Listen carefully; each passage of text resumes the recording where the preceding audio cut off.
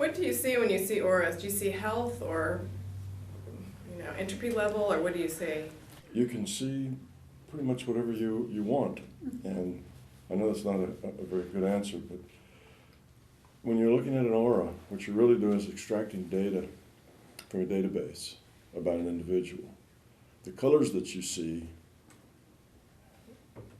have to do with your own, it's your own personal interface, just like we talk about with healing. So when you see an aura, if you've read Ledbetter's Man Visible Invisible with all the color pictures, then that gives you a sense of what you might see. And you can interpret them that way too. And he interprets, if you have a big red zigzaggy line, then that's anger. But if you want to set up the interface with the database such that a big green line is anger, you can. So again, it's just data, and you can get the output in any form you want. We tend to read the same books, so we end up using the same, color schemes, if you will, the same outputs, because that's what we expect. We have expectations, but it's not necessary. So what you will get when you use your mind to query the database, and what you're getting back is a picture with that data in it. So you can say, I would like to see, the health body, the health energy body. And if you have a good definition in your mind of what that means, you will get the data out of the system that satisfies that query. And that would be, let's say that would be humanoid outline with, and you can come up with your own color scheme or whatever, but you might see dark as unhealthy, light as healthy. Sometimes they have a little like little fringe, little hair hanging around the outside, and if it's droopy, it's not good, and if it's straight, it's good. But these are all just metaphors for how you want to interpret the data. So you can come up with your own metaphors, and what's good about that is you can make them very specific. See, that's just droopy or not droopy is a very non-specific kind of thing. You can make them much more specific than that. You can ask very specific questions. And then you can say, I would like to see the emotional body, which is, I think, called, the first health body, I believe in the Hindu terminology is the etheric body. And then the next one up is the causal, what is that? The next one is the astral. Oh, yeah. It's the astral body, which is the emotional body. Okay, and then there's the causal next, the mental, basically. So, but all of these again are arbitrary. You can ask for whatever data you want and get the picture in any form you want. So seeing an aura has to do with two things. One, you have to have an intent of the data that you want to collect, and then you have to be in an altered state such that you can get the data and see it as a visual. And if you train yourself to be in this reality and that reality both, like a meditation state with your eyes open, you see, then you can actually see it around the person, if you're talking about that person. But I kind of discovered how this thing worked mostly by accident, because one day somebody asked me to see an aura around a picture. Well, in a photograph, well, there's the aura just the same as it would be around a person. Well, then it doesn't really have anything to do with that person. Well, if it doesn't have anything to do with that person, what does it have to do with it? It's certainly not a characteristic of the photograph, because then you don't need a photograph either. All you have to do is, just like healing that person, all you have to do is have an intent to get data about that person. There's the aura. Wow.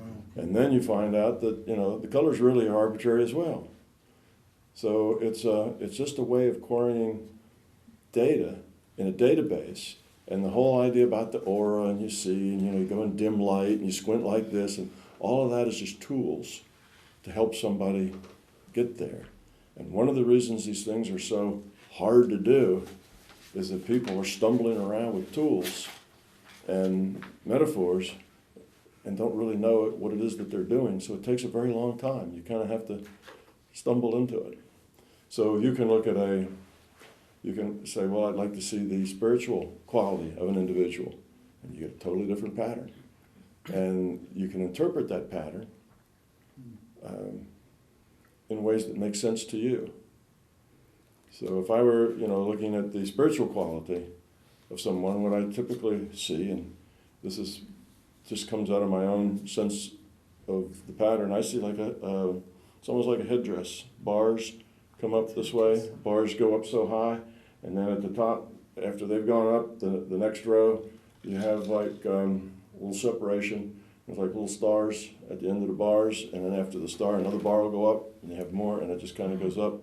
Typically, there's like 1, 2, 3, 4, about 4 or 5 go up this way. Sometimes there's 6 or 7, and then it just goes up in stacks. So if it's somebody has just a little bit of light just at the top of their head, that means they have a little awareness. They're a little bit aware in the spiritual dimension.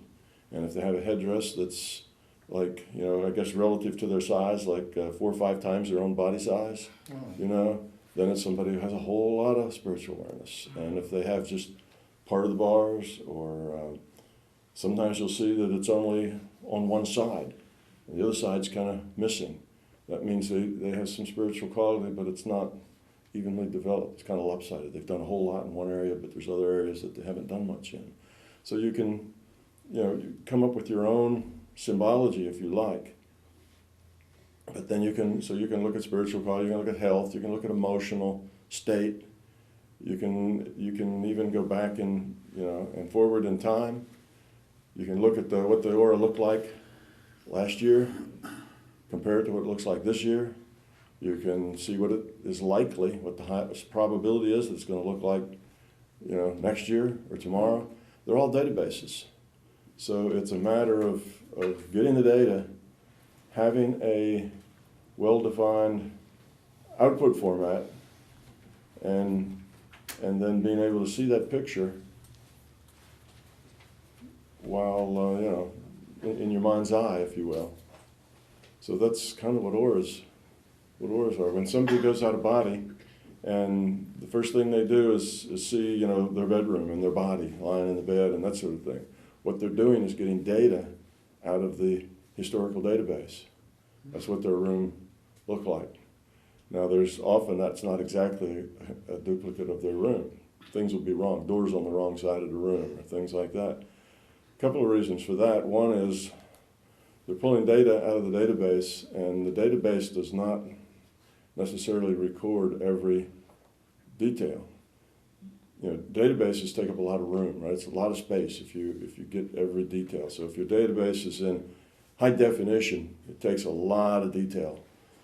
If your database has everything like the crack in the floor or the spot on the wall, then it takes a lot of data.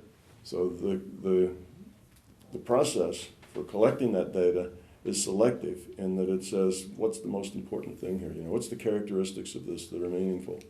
And it may skip things like the crack in the floor or the spot on the wall because that's not really a significant thing. So it's not just like somebody's there with a camera recording every detail.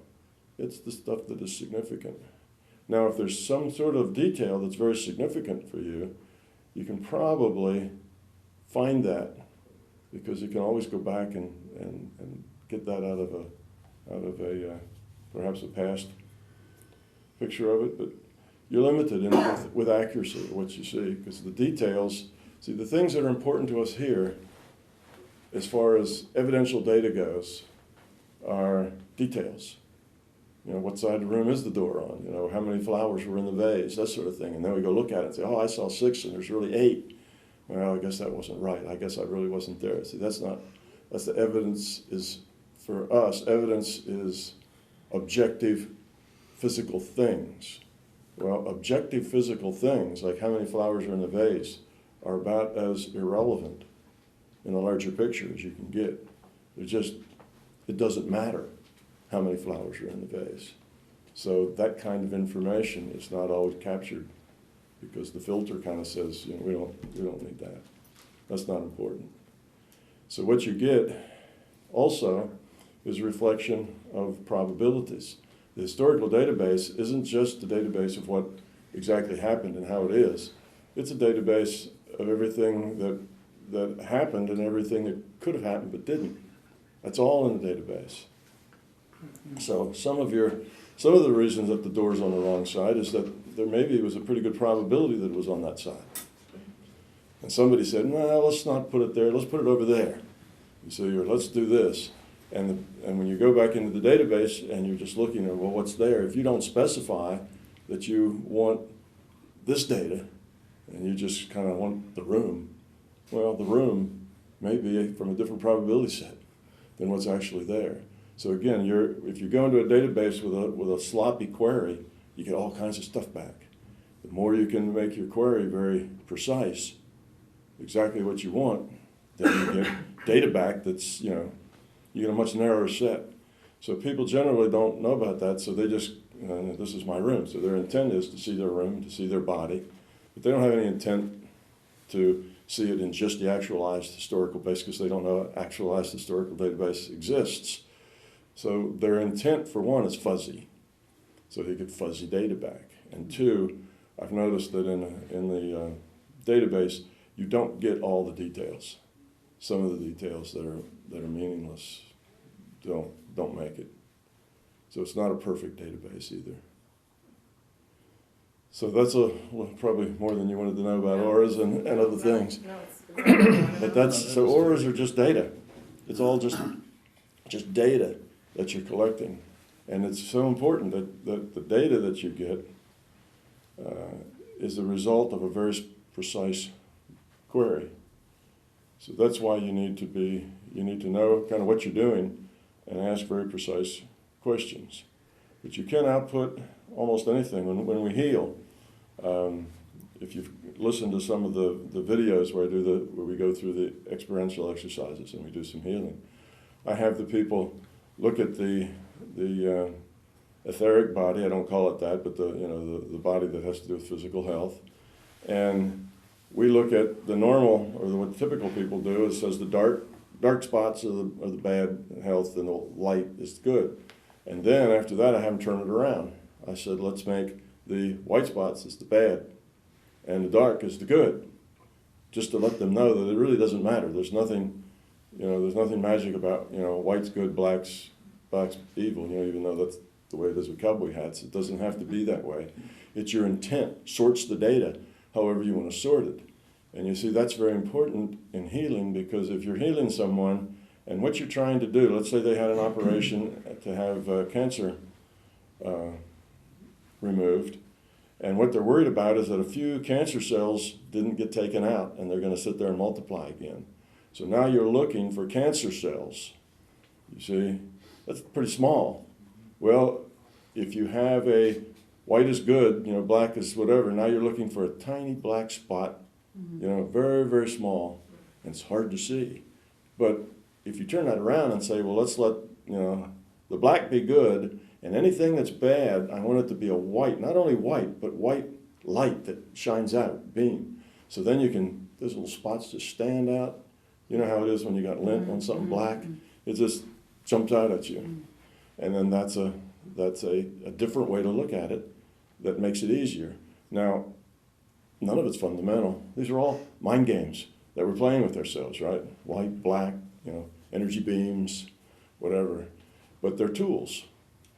And it's the tools we need to make the transition between our own beliefs and our own experience and how to interpret things into our own language, into our way of thinking. Because we not only speak in a language, most of us in English, but we also think in it.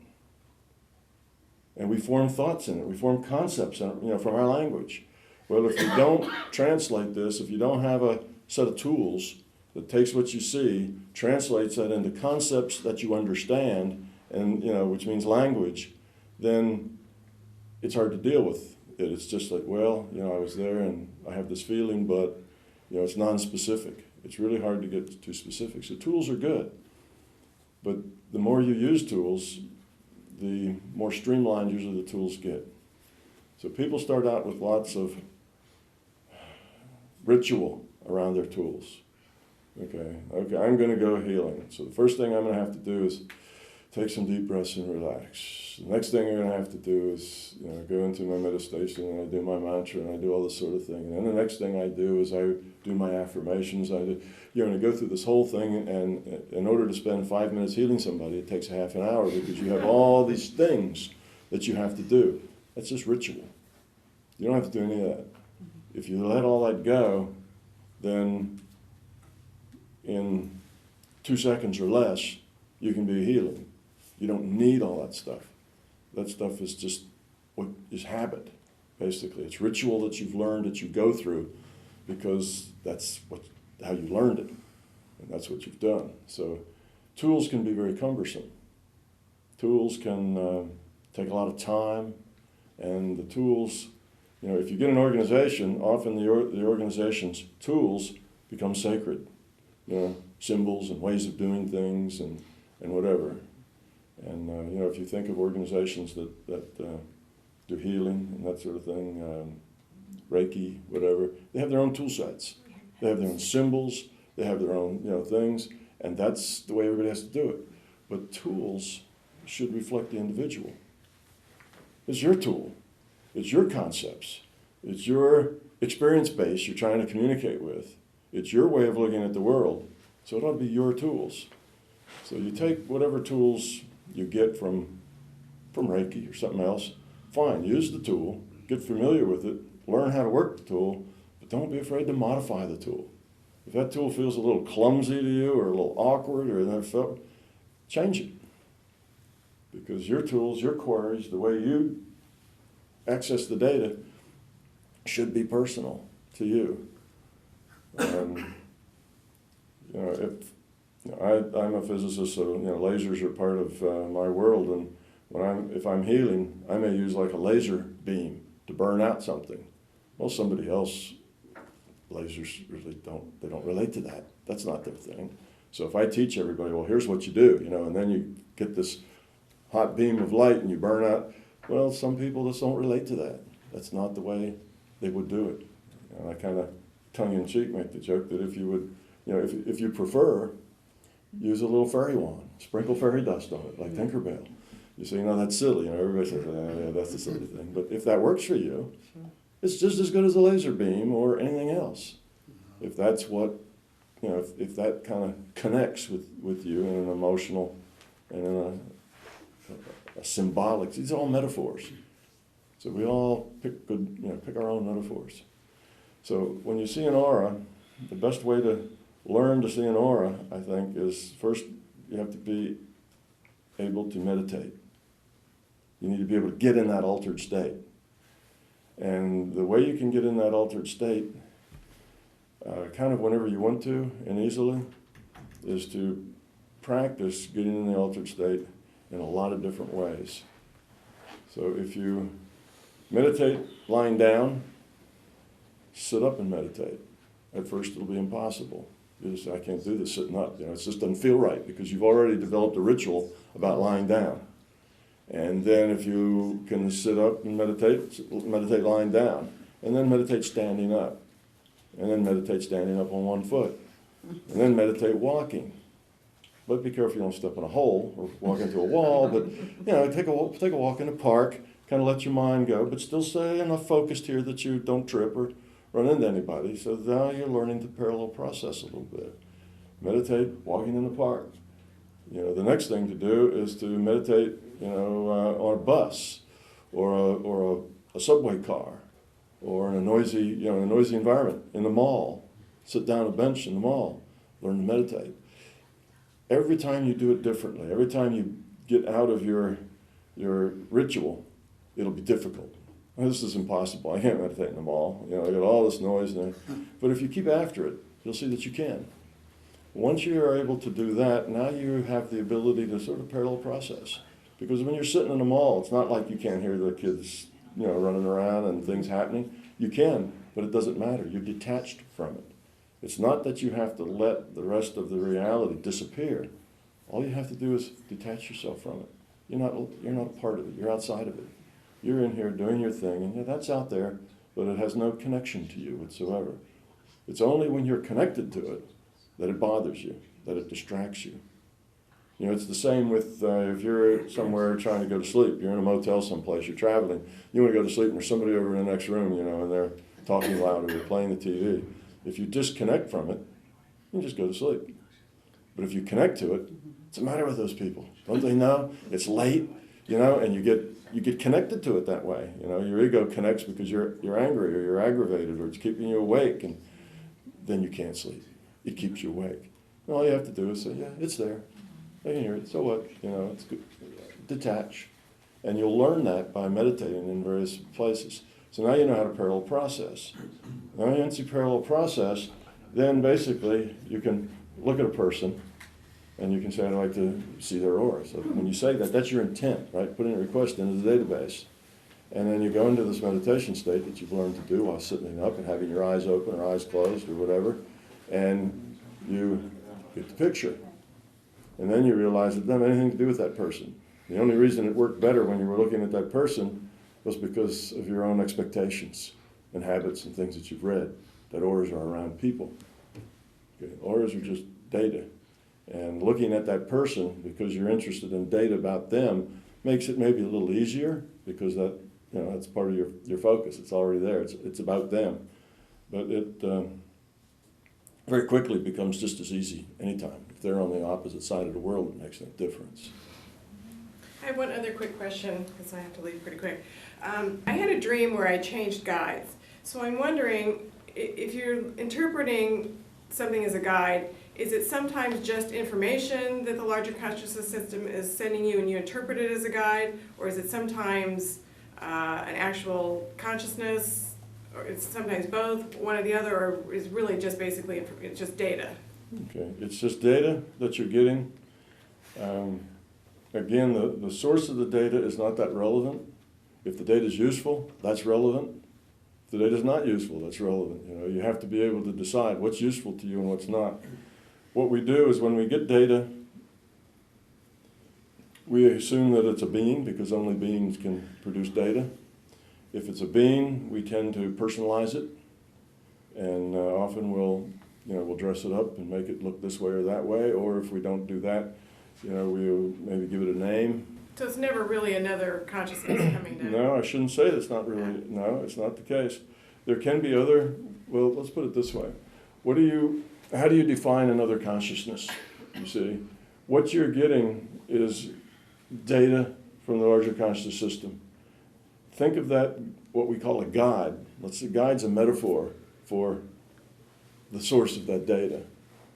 The larger conscious system is the real source of the data, as it is the real source of us. Right. But you personalize it, and it becomes a consistent interface. So it's always the same interface, the same voice, the same tone, the same personality, the same sense of humor.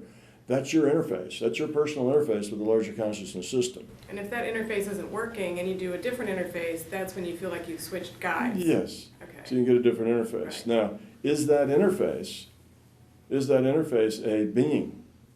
You see, or is that, you know, when we say it's just an interface, you're thinking of an internet connection, you know, or whatever. But what is a being anyway? You see, a being is a subset of consciousness that has processing, memory, you know, all these things that we define as a being, and that's what that is. So you see, the lines blur between, we want to make everything, put everything in neat little categories and separate stuff because that's the way it is in this reality, so we want to do that there too. So we say, well, is it a real being or is it just data? Well, real beings are just data. So yes to both. It is a real being. Yes, it is something, it is a piece of consciousness that is interacting with you with a constant interface and is there kind of at your beck and call. Okay, now what the problem we get into, I guess we create a logical problem for ourselves, because then we think of this guy as a being like us. And what do they do? Well, whenever we beck and call, they come. You know, it's like your own personal slave in NPMR, right? You know, I have a question, you know, that sort of thing. So there's the guy. Yeah. Yes, mistress. You know, what do you know, what would you like to know? You know, this sort of thing. Well, obviously that's kind of silly, right? So it's not that this guide, this being is hanging around waiting for you to have a question. And whenever you do, it's there, ready to listen, pay attention to you. And that's its whole life. It's just waiting on your whim. It's that you are a part of the larger conscious system. And you get bubbled up out of the conscious system to participate in this, and here you are, and we're doing this. And so does this guide. Same thing. It is bubbled up out of the larger conscious system to attend to your needs. And when you're not interested or you don't have a need, it's just back part of the consciousness system again. So it doesn't have to be a being with arms and legs and head, walking around, heart in hand, sitting on a cloud, waiting for you to have an issue. So it just bubbles up out of the larger conscious system. So, is it a being? Yes. Is it just data? Yes. But then, are we just data? Yes. It's that sort of thing. We're all just pieces of this larger conscious system. We break things up into guides and higher selves and, oversouls and all these other terms that we come up with because, again, that gives us an ability to talk about them in a context that means something to us. And the only context that means something to us is this kind of context, the physical context.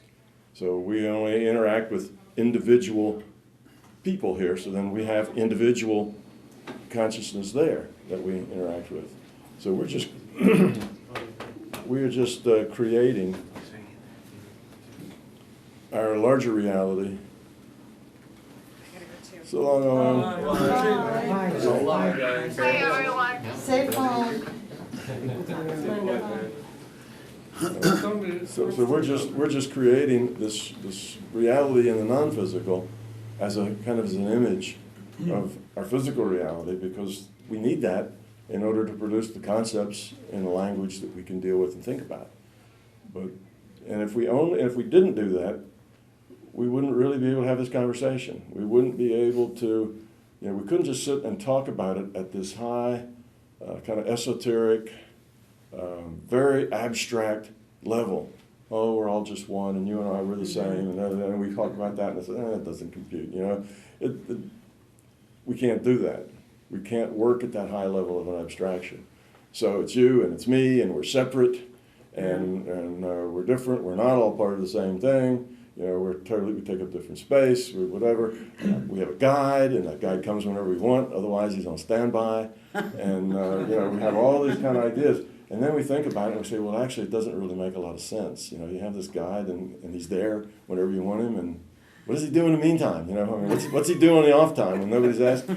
What's he do with himself all day? It must be an awful job. You see? Those things don't make sense. And that's why they don't make sense. It's because they're not really real. It is our way of talking about it. Now, with all that being said, the best way to talk about that personal interface is in terms of guide. See? So it's not like, well, let's not use those words because they're really not right. No, we do have to use those words because otherwise we can't really discuss the concepts. But you need to have a thing in the back of your mind saying, these are just metaphors. These are convenient metaphors for us. We don't need to get too wound up over the metaphors, just like we don't need to get too wound up over the tools. Use them, but be aware that they're just metaphors and they're just tools. But they're important for us. They're necessary. Lots of times, like you say, things come like in a packet. And I've learned through the years that not to rationalize, just listen. That's the truth. Now, would that be my source specifically? Like, in other words, is my database all of my lives? In other words, higher self or whatever? Yeah, your database is everything. You have access to all the data. You have access to all the data basically on... Well, what am I picking up is what I'm saying. What you're picking up is a reflection of two things. One, if you're initiating it, it's a reflection of your intent. If it's just being given to you and you don't initiate it, it's a reflection of the larger conscious system's intent. Let's put it that way. And we can call that your guide's intent if you want. But you can go out and query the database, but information that you're not asking for and you don't have any intent can just be given to you. He'll walk by something in the cellar on his way out, And he'll say to himself, I'm going to take that, I don't know why, but I'm going to take it. And 2 miles down the road, he'll come across someone who has a flat tire and needed help with just those tools. And this happens all the time to him. Sure. You get that information, it's available to you, and part of it, there's another reason going on here too then, since you explained that. So yes, you can ask for information. 2, yes, you can be given information. But on the third level, you're just aware of a lot more than you're aware of. You're connected. We're all connected. We all have data going back and forth all the time to things that are going to be like in the probable future. You know, we can look at the probable future out for a few days, even a few weeks, and there's probabilities, they don't have to happen, but they're likely to happen. And you get this kind of sense, and you'll get information, and you can act on that information. The information might be there's going to be somebody with a flat tire down the road. You better get your wrench, you know, because, and you get that. And most people ignore it. But once you learn not to ignore it, and not to judge it, and not to say, oh, that's ridiculous. Why would I need a wrench? I'm just going to, you know, to so-and-so's house. I don't need a wrench. If you just keep your intellect out of it and just say, okay. And sometimes you'll get the wrench and you'll drive and there'll be no need for it. Yeah. And sometimes there will be. But you learn to just go with it. And the reason that sometimes there is and sometimes there isn't is, one, the probable future isn't done yet. You see, there are other things that are also moving probability around. There's other people with intents to change probability and whatever. So things change. That's one reason why it doesn't necessarily work out, but that's fine. You just do it, go on with it. So that's another way. You're just connected. And you sort of know things at an intuitive level. And if you pay attention to it, yeah, you find that it works out a lot of the time. No, I was having dreams about people I knew. I would see them in my dream, or maybe I wasn't in my dream, but I thought it was. And they would be young. They were older people. And they were young, beautiful, like you know, when they were 20s. And then they would die. They would die. Mm-hmm. This happened three times, even with the dog. Her sister's dog was full of rheumatoid arthritis, couldn't even get its paws up, or her. And I dreamt, she's a little dog, running and jumping. And she passed away in about a month. Mm-hmm. How do you, is that the probability I'm looking at? Yeah, that's just the probability. You're just getting the data. And why do you get the data? Because you're open to it. Mm. Because you're open to it. That's why you get the data. If you weren't open to it, you wouldn't get any of that data. You're open. You know, you're connected, basically. When you're open and connected, you get the data and you've learned to pay attention to it. So that's why it comes to you. And that's also the same channel that if there's something that your guide or the larger conscious system wants to get you down through the same channel, because you just all the time have that channel open, you see, and that's good.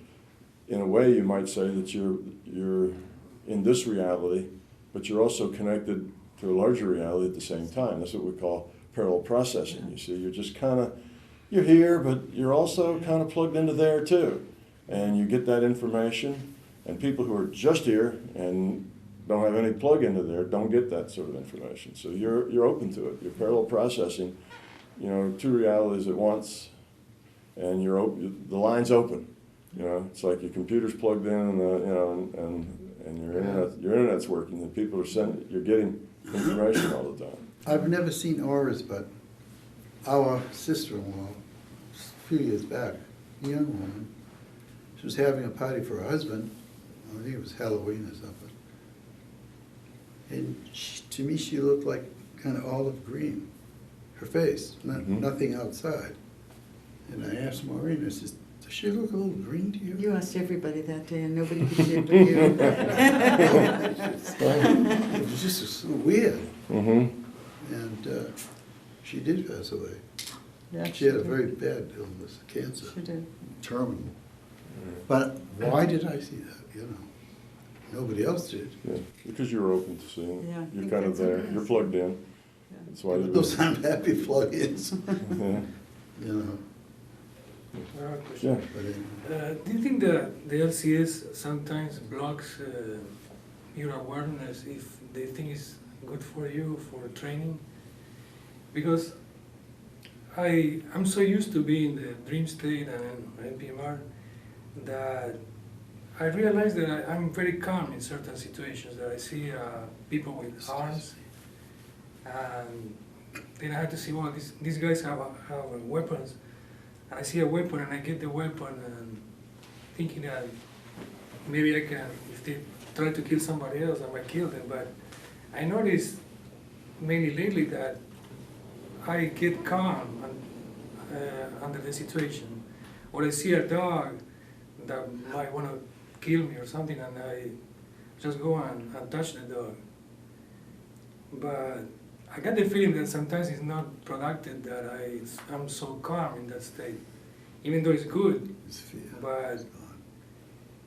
I noticed that the system kind of like blocks certain things so that the training is more effective. Do you think it's possible? Yeah, yes, the system will give you the experience that it thinks is most productive for you to have. Often, when you get dropped into a scenario of some sort, it's almost like it's not you. You know, it's something you're just given a situation, whether it actually fits like a situation that you might be in or not, or a feeling you might have. And here you are in a situation, and suddenly it's life or death. There's this big thing that you have to do. It's like a vignette, like a little story, and plot. There you are in the story, right in the middle of the action, right at the climax of the story, and you're a character in it, and you kind of instantly know what the story is, and you have this decision to make. You have to run or hide or fight or do something, and what do? What decision do you make? That's a learning thing where you have to make that decision, and if you make it right, usually then it disappears, and maybe you'll get another one that's similar, and eventually they'll go away. But I think you're describing that kind of a thing where suddenly you're put in some action movie where you're the character and you have to interact. And if you interact, with caring and with love and that kind of thing, then you pass the test. If you don't, then you flunk the test and get to do it What I notice the again. difference between some training I had before, like several years ago, and now is that before I used to maybe shoot the people, but now it's kind of like I'm calm and there's nothing wrong. I don't mind, I don't know if that's good or bad in a way, because it's like the trainings maybe are not so effective. I'm not so It sounds like it's probably challenged by Yeah. some of the trainings. It sounds to me like it's probably good rather than bad. Oh, yeah. Fear, Yeah. maybe he's gone. Things change. Reaction isn't necessarily you don't have to get in. You don't have to jump in and do anything. It's not your thing to do. But I would not question too much. Those things sometimes can get pretty bizarre. Just interact in them the way you do. Be who you are. And if what you feel like doing is nothing, you don't feel like you need to act. The calm is the right thing, then that's the thing to be. You'll get an idea when it's over. You'll get an idea whether that was right or wrong. And if it's wrong, you'll get another chance and another chance and another chance. It'll keep repeating on you.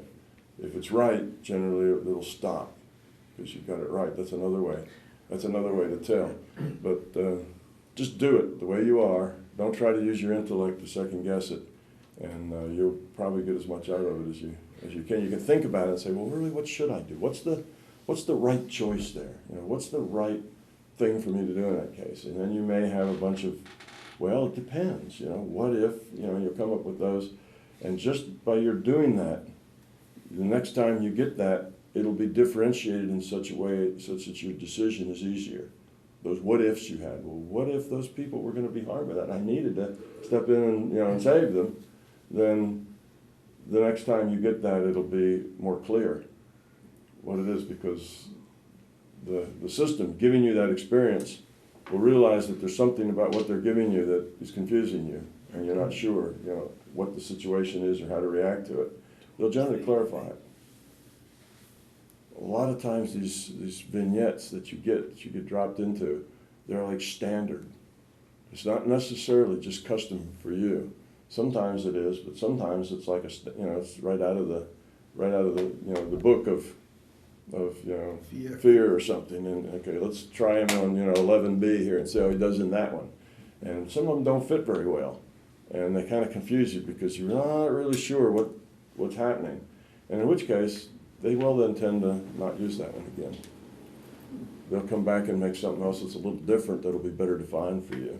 So you don't always get something that's really custom made for you. In my case, the training I get is very smart. I noticed that there are situations that reduced to focus on certain thing, and they're very smart, very very well designed. That's what I do after when I wake up and I remember all of that.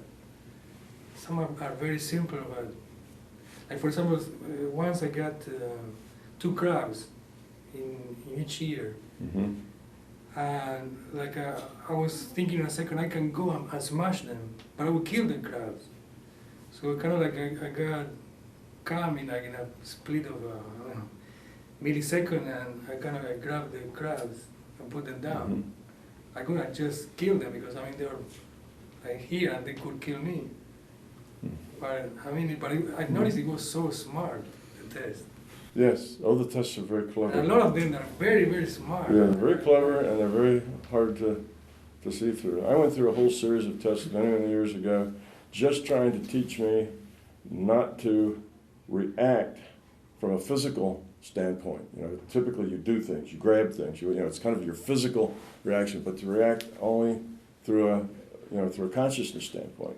And my series of tests were kind of fun, and they were tests or situations where things would happen that you just could not control physically. It's like, you can think of some of it. It would be like if you were a short order cook and suddenly you got 100 orders in the last 2 or 3 minutes, and you had to do them all, and you're going like a whiz, and it doesn't work, and it's just impossible. You'd have these impossible tasks to do, and the solution to the puzzle was to just use your mind to create the solution. Well, that's right. So you got the 100 orders, then you just created the result, which was 100 filled orders, and they were all there. You see, that was the test, was to stop trying to use your physical processes to do things. Let that go. That's your natural. That's your way that you do it. That's your first reaction. Sure. And I go over, and I'm having all these dreams, and they're really frustrating because you kept getting these. I got one after another. I must have had 20 of them, and I'm struggling with these things. And what is going on here?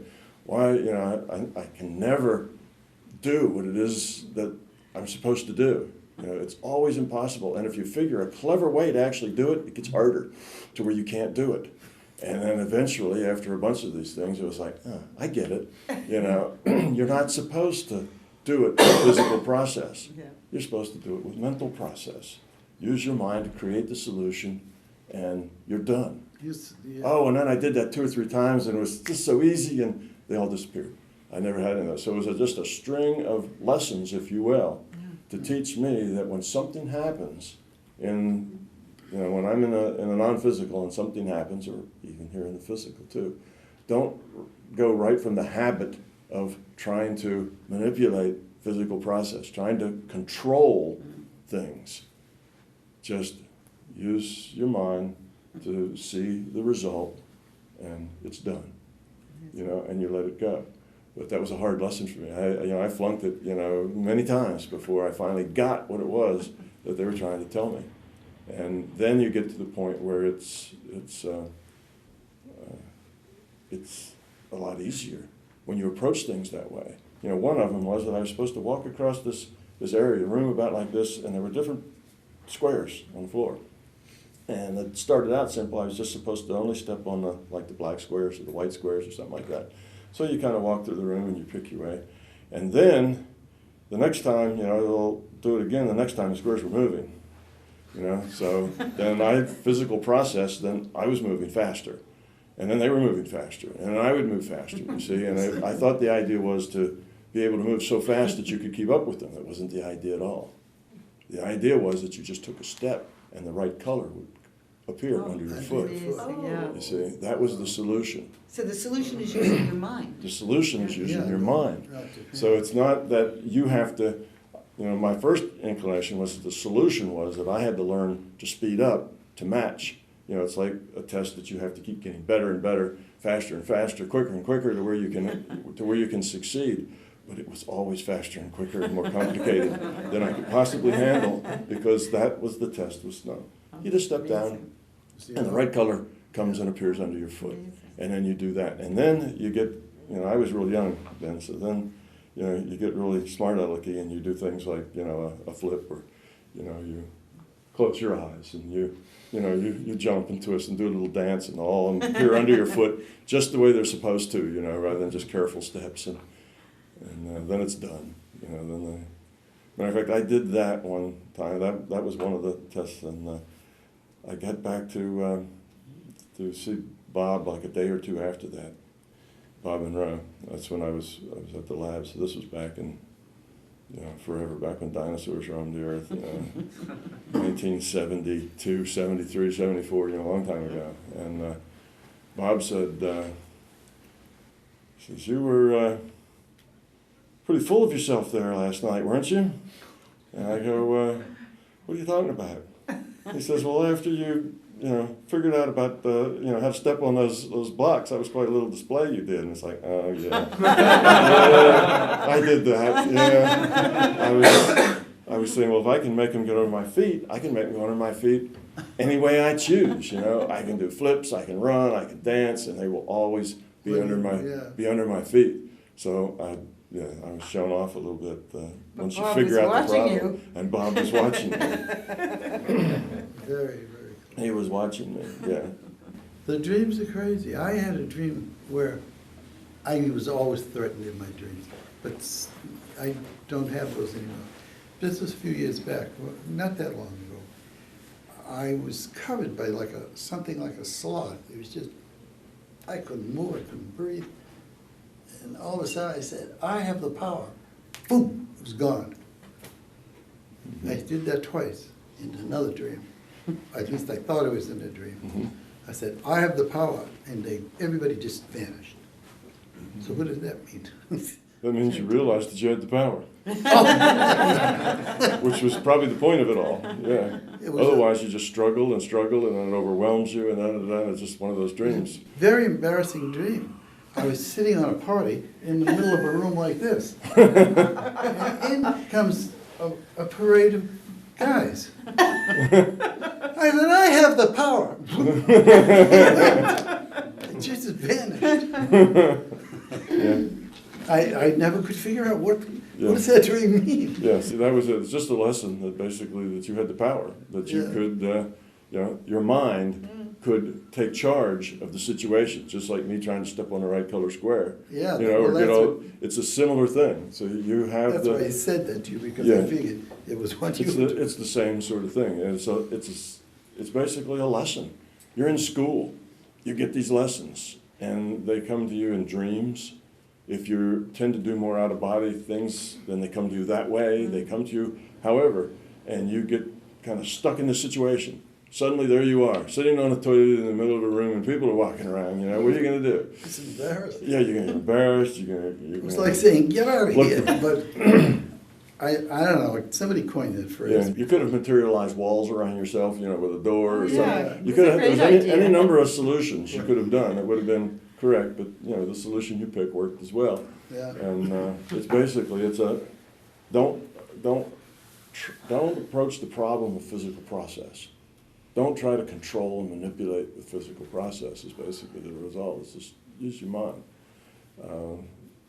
Deal with it kind of internally rather than trying to deal with it externally. And that was those are good lessons. And we get those lessons. People who are ready to learn will get all the help they need. When some people say, "Well, I'm ready," but nothing ever happens. They're not really ready. They're ready intellectually. Intellectually, they're really ready. but they're not ready at the being level. Yeah. Otherwise, things would be happening. Yes, Makes sense. Moji. Can you talk about, or maybe summarize the discussion we had last night about the incoming data stream and expectations about it, or what it will be like? Sure. Brian and I were talking about, and Rooney too, the three of us were talking about communicating with guides. And Brian says, well, I never communicate with a guide. No guide's ever said anything to me. And then he goes on to say, well, you know, when I'm writing something or you know, being creative or doing something, it just kind of happens. You know, it's not me. It just, when I'm done, I look at it and say, wow, that's good, you know. I never would have been able to write that, you know, and kind of things. But you know, nothing ever communicates to me. And the other start of the communication is it's because of an expectation. When somebody says, do you talk to your guides? You say, no, I never talk to any guides. Well, that's because you're thinking of talking to a guide like, you know, we're talking now. Yeah. That's your concept, that's your expectation of talking to a guide, is that something comes up and says, hello, my name is Fred, I'm your guide. What would you like to know? You get 3 wishes. You know? And it's not like that. You just get information in your head. A thought comes into your mind. So, Now you can say, well, that's just the way I am. Thoughts come into my mind all the time.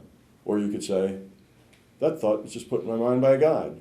Or you could say, that's a thought I got from my higher self. Or you could, you can say all these things, but they're all metaphors. They're all metaphors explaining to you some way that makes sense to you what's going on. So Brian was once we talked about it, it was like, oh yeah, yeah, I do get that. But the concept that you could call that a guide, that would be a metaphor that somebody might use for it. It didn't occur to him. So do you ever talk to your guys? No, nothing like it's ever happened to me. So you have to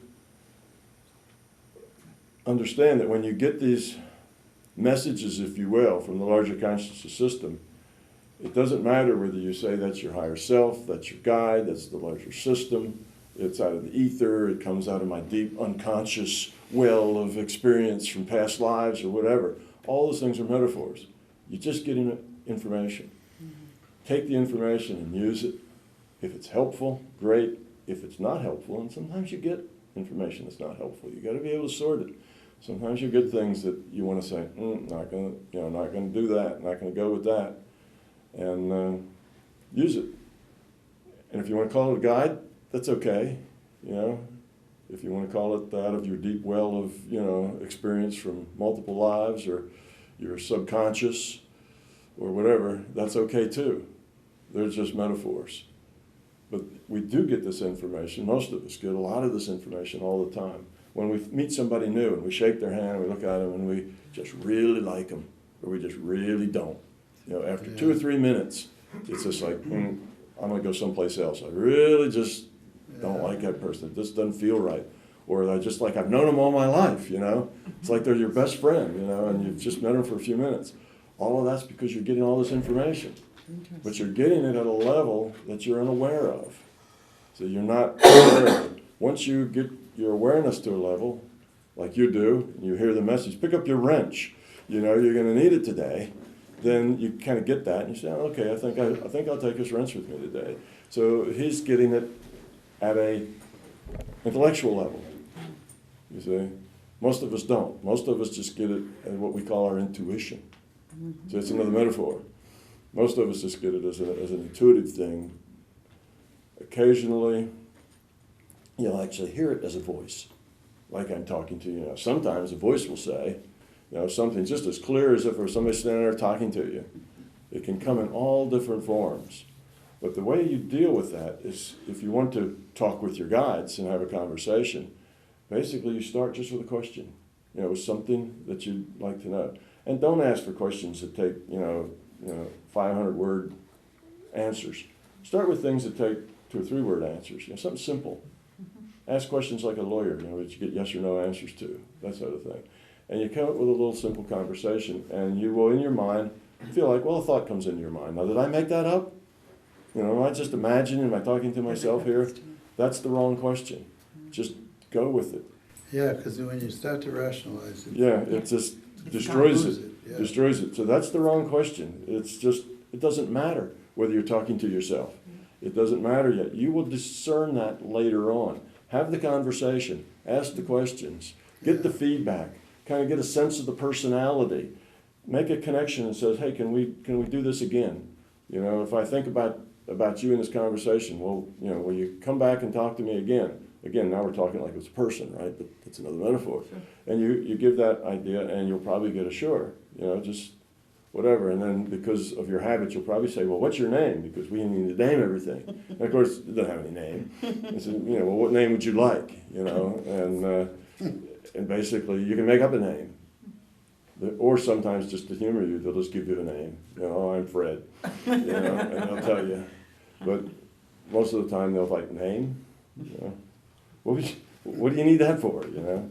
Just think of me, you know, and you don't need names or anything, but it makes us comfortable if we do. So then we can, oh, Fred, you know, I guess that's what I want to talk to you about. So it's just, that's another tool for us. So just to have the conversation and see what you can find. Explore it. What can Fred tell you? How does he help you? What sort of needs do you have? And again, you're leading it with your intent.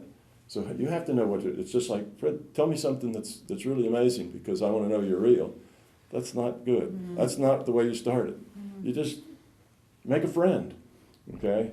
Now, in 6 months, you will probably know for sure whether this information is coming from inside of you or outside of you, because you'll know whether it has a character of things that you know from your experience or whether it doesn't. So when somebody says, pick up the wrench, and you go pick up a wrench and there's somebody with a flat tire down the street, you know that didn't come from inside of you. You know, it's not out of your own, it's not out of your own information. It's not out of your own historical database.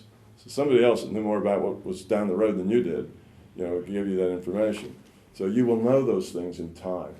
But if you try to question it too soon, if the first thing that happened, when it first happens, the first thing you do is, was that me? Am I making this up? It's the wrong approach. Just do it. Do it. Yeah. 6 months later, you can say, is this me? Am I making this up? And you probably be able to come up with a real good answer and a reason why. But you're not for the first couple of months because you haven't enough data collected to really judge it. You can't judge something from the first piece of data. So is that what you were? Yeah, there was one other thing. So right after that, we were talking to Betty about her son, mm-hmm. and I'd asked her if her son had sinus problems. And at first I was thinking, oh, I'm pretty clever. And then I saw your head whip around, and I thought, oh, well, this might be one of those examples. Is that what you thought, or did you just happen to look because I said something? I just happened to look because you said something. But it might be one of those examples. Anyway. Yeah. But we do that all the time. We just don't recognize it, and we blow it off, and we don't work with it. Therefore, we never get to where it's a useful tool for us. If you work with it, and those ideas come in your head, and it's like, well, where did that come from? Well, get up a dialogue with it. See where it comes from. Ask some questions. Do some experiments. Yeah, I never knew, you explained it fine, but I've been doing that all of my life and never realized. I figured it just came out of my brain. It's going to solve the problem. Yeah, you have a very clever brain that knew that somebody was going to have a flat tire down the road. Yeah. Some of the things have been amazing. Yeah. That never really happened, but she was giving up on that idea. Yeah. Yeah, I've done the same thing. It's always been normal to me, even from when I was 4 or 5 years old. It always has been normal for me to kind of query the database, if you will, and get information. If there's kind of an issue, you can kind of get another perspective of it. And, it's sort of like, doesn't everybody do that? Isn't everybody, You were kind of chosen. Didn't everybody connect with that larger, consciousness system? It's kind of always there. You always talk to it. It's like that's just hanging in there. But, eventually you find out, no, everybody doesn't do that. Well, I wonder why they don't. Mm-hmm. Well, it's because, it's not that it's not available. It's just that they're not aware that it's available because their immediate thought is, that doesn't make any sense, and they push it away. I do that all the time, and I question. Yeah. Well, that was me, cut it out, you know, Yeah. I know I just made that up. Yeah. This is It's- a great conversation see, for me, I'm Yeah, learning it's your something. intellect. Yeah, as soon as you let your intellect get in control, then you lose it. You kind of have to go beyond You gotta the listen. intellect. Yeah, just listen. It's like, be quiet. Stop judging. You know, just listen, and involve yourself with it, and see what it is. Now, it may turn out after the 6 months that, yeah, it's just me. You know, everything I say and everything I hear is stuff that I already know, but probably won't. But you see, you know, just see with it. So that's the idea.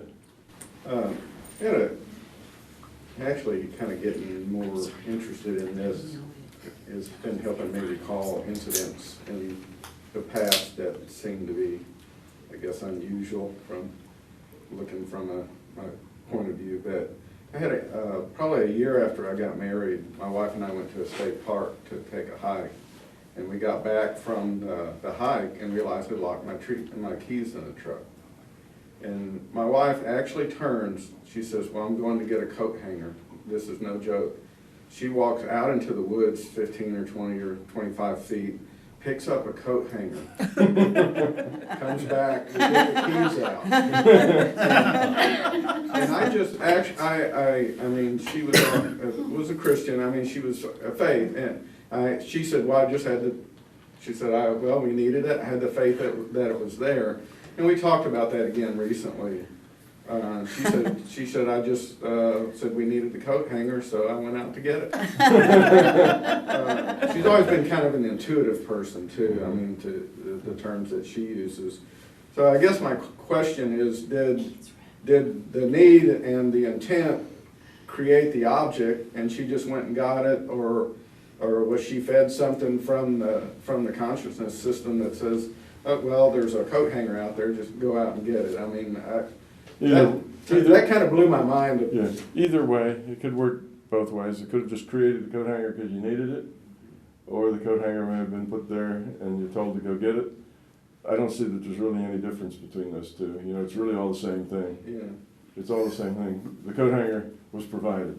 it was. Yeah, so however the mechanism is that it was provided is really not too relevant, but the coat hanger was provided. Yeah, when you live in the larger reality and give up control, you notice that sort of thing almost becomes a daily experience. You know, it's amazing how you get what you need, just in time. You get what you need. You know, there you are. You're in this situation, and there's a really big problem, and there's the solution sitting right next to you. Or you avoid problems. You know, you get the idea, and for some reason you decide to take the long way home or whatever, and then you find that the short way home had this huge accident. You know, the traffic was backed up for miles, and you don't know why you decided to take that turn, but life just tends to go that way. You know, you just tend to always sort of just do the right thing at the right time and get the right information just as you need it. And it's not like something tells you, oh, there's going to be a big accident down there, you don't want to get in that traffic, you know, you ought to go the other way. You don't get that message. You just get this little message, like pick up a wrench, you know, take a turn here, go the other way. Right. And you have to learn to pay attention. You say, okay, I'll go that way. And most of the time you find out there's a really good reason, and that there's a lot of advantage in being plugged in and paying attention to that sort of thing. But yeah, coat hangers in the woods, you know, whatever, that's, you know. Well, the interesting thing is it wasn't, and we talked about this too, it wasn't a rusted up coat hanger that looked like it'd been there for years. I mean, it was in pretty good shape. A new coat hanger, yeah. That's a good story. It is. But she's always been like that. Just sort of always told me, pay attention to your intuition. I mean, I've gotten that lecture a number of times over the years. And I'm more pragmatic, sort of engineering type, and I said, well, that's kind of cool. But I think she maybe got me kind of thinking more along those lines, so that's kind of nudged me in the right direction. Yesterday I was sitting in front of you and like 8 hours and very close. So when you were like, of course it was you all these 8 hours, but I was able to see kind of different faces of you. I mean, it wasn't exactly that it was like one face was gone and absolutely another face was instead of this, but I saw different faces of you. What is that? It's happened to me with you two as well. Oh, it's Really? Every time, this is the only time that I've gone to see Tom a bunch of times, and this is the only time where. Somebody I else said haven't that seen- yesterday to us too, that I It was can't me. remember. Somebody else saw it, an Yeah. Indian. Yeah, Kate. Kate said that. Who was it? Kate. Okay. No, I see that too. It's What like was that? Very peaceful, but I cannot Like- even say it's such a kind of east. different like- faces. At the same time, it was you. Yeah, you're just kind of getting into my historical database a little I'm bit. sorry. That's all right. That's okay. It's all available. It would be great, what I see would be a great, like, you know, a picture, just right face. Yeah, that happens. I have a lot of odd comments that come my direction. When we were in Asheville, and then and also yesterday, I saw kind of the same thing, but I saw like a monkey both times, or like a gorilla in the face. I don't know. No offense. Very peaceful. I guess that's what happens when you sit and have to look at me for 8 hours. Start to hallucinate, you know. I've never had to suffer that, so I don't know. Very far back into the database. Yeah, very far back in the database, yeah. We did a thing in one workshop, and they had you sit opposite another person and just stare. Well, the fellow I was staring at, he kept blinking, he couldn't, but I kept staring and staring. I eventually saw my own face and his face, and I couldn't figure that one out. Yeah. I says, maybe we're brothers or something. No, it probably was a metaphor for that we're all one. Maybe, yeah. You know? We get these messages all the time that try to help Oh, I us never- understand things.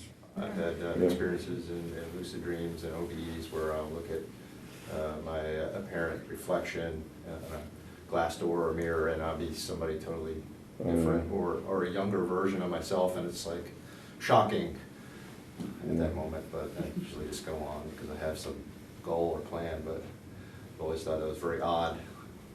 I don't know what to make of that. Yeah, I've heard that a wondering lot, if it's where the same thing. people look in mirrors while they're out of body and they see somebody else other than themselves. Yeah. They see a different character altogether. Yeah. I want to say something more like, I think, a clarification. When we want to see the future possible database, so it takes whatever it is till now and then projects probabilities in the future. Mm-hmm. So when you talk about what could have happened, so we can go back to a certain event in the past and run in a similar way. What would you do in the present, right? And project into the future. Yeah, the way that works is that the future probability is everything that could possibly happen and the probability that it might. Okay, so we have all this. So then, as that future gets into the present, where choices were made, then it goes into the past. All those probability associations are still there. So now you have, everything that could have happened, and the probability that it did turns into everything that might have happened, or the unactualized past and actualized past. Both of those are actually just one database. It's all the history and all the associated probabilities that it might have happened that way. So you get, that future just basically turns into past as it runs through the present. And then you can get into that past database and you have the same sort of situation. Everything is connected by the probability that could have happened. And our history thread, what we actually did is just a path through that big database. That's the actualized history, but it's all one What I'm trying to database. say is that it's not necessary to store all the possible scenarios, possible future databases, Mhm. because they can be regenerated, right? They can be regenerated. Well, they get regenerated out to they get regenerated in a sense that every time you get something that happens in the present and it doesn't match exactly what was most likely to happen, then because each layer of what's likely to happen next is based on what happened before that. So then if something here's different, then that difference kind of percolates all the way out through it. So then you do recalculate. So it's kind of recalculated each time, but because you only have to recalculate changes, you don't have this massive calculation to do over and over again. All you have to do is do this massive calculation once, and from then on, all you have to do is take the changes and progress them out through time. It's a much simpler problem to solve if you only have to deal with changes rather than dealing with, recalculating everything again. Because if nothing changed here, then your other calculations are still good. You don't have to redo them. Because they might store for the important events, but if they want to store everything, it's a lot of data to keep there, right? So they can just keep important scenarios, and then the rest they can be regenerated by running from certain event and saying, okay, it didn't go this way, let's see it goes this other way, and project, right? Right. For example, we can say the Hiroshima bomb didn't explode, and then run from there, change that event, and project. Right. Project from there. Because you have all the probabilities, everything that could have happened is associated with a probability. So you can go back then to the Hiroshima bomb and say, well, let's pick the path where it didn't explode. Right. And then you can go off on that path. And it has branches. Everything has branches everywhere, because every time you get to an event, you get branches of this did happen, or it didn't happen, or it sort of happened, and all the possibilities. So you have this huge branch, which is how you can, that's why your intent, when you go back to in historical or even in the future probable, you can do these what if analysis. What if that didn't happen? Right. And then you can go through the probabilities and see what would life be like then. Right. But they're only probabilities. It might not have actually been that way, because other choices along that path may have been made that were not probable. So you don't know that that's exactly what happened, but generally it's pretty good. I did that scenario once with what would happen if World War II had never taken place. There was no Second World War, and there was no Hitler. That didn't happen. It didn't work out that way. And then or I did some other historical things too. What if in World War II the Axis powers had won? They had dominated and won. Where would we be now? What would be the difference? And the surprising answer was, if you go through that and then you run the probability all the way up to present times, of course it gets rattier the further out you go, but it really wasn't that big of a deal. You'd think that, wow, everything would be totally different. Well, it was totally different for a short time, but after a while it just wasn't that big of a deal, because of all the other things that happen. Things tend to, it's sort of like you go and you cut down a forest and you do things and it's horrible and you've defaced, but you come back 100 years later or something and it's like nothing ever happened there. It all, you have this kind of this natural state that is your, the state of being, the natural state for that, and it tends to reimpose itself. It tends to come back to that natural state, given some time. No matter what kind of violence you do to it, it tends to revert to that natural state. And that was kind of an eye-opener for me when I first did that. Because I was expecting, man, things will really be different. This will be a really wild place. And if you go, it was, and another decade go by, and another decade would go by, and you go enough in the distance, it's like, well, everything looks pretty much the way it is. It's a little different, and some of the differences were actually good differences, and most of the ones that weren't so good tended to die out. You see, the stuff that works continues, and the stuff that doesn't work goes away, disappears. So it was an interesting thing that you can do those sort of what ifs. When you have a situation like the famous Patrick tape, where somebody seems to be stuck between the two worlds, or obsessed in a trauma, what is the general approach you found that's helpful in assisting them to move on? The best approach I found, and it depends on, each case is individual, but the approach that I have used that's worked the best is you have to join them in that obsession. If you try to talk them out of the obsession, it generally doesn't work, because they are so focused in it. If you say, open your eyes, look around, it's not like that at all. The storm's passed, this is not like that anymore. The situation's changed, that has no effect. They stay locked into the obsession. Get into the obsession with them, join them in the obsession to where you are an actor in their obsession. And at that point, they'll actually listen to you because you're part of their reality. Otherwise, you're outside of their reality and they shut you out. Get inside of their reality and then do what you, depends on the situation, do what you need to do in order to modify what's going on inside that obsessed reality. So that's the way I've found it to work. I had one in particular I mentioned once on a radio interview where there was a particularly hard case where a man had taken his wife and children out in the ocean, and against his wife's better judgment because a storm was coming up. He said, "Oh, no problem." And what happened? The storm came up and caught them before they could get in. The boat capsized and they all drowned. Well, the guy his obsession was that he had done it. He had a tremendous guilt for this, and he was clinging on to a piece of driftwood. The storm was raging all around him, and he was clinging on to this, hollering for his wife and his child and trying to find them. And he had been doing this for a very long time. So in his mind, the storm was still ongoing. He was in that moment of horror and terror and guilt and whatever, and he couldn't let go of it. And that was one that I got assigned to do. And I tried a lot of different things, and none of them worked until I got into his obsession. And I came into his obsession riding in a boat. And I came up to him and pulled him out of the water off the driftwood. And of course, it was all about his wife and children. I said, "Not to worry, your wife and children are fine. We have them. They're okay." Melted just like that. Went away, then he was fine, and everything was done after that. But until you got in and worked from the inside level, he was so tightly wound up that there was just no way to penetrate that, and entities have been working on him for a while.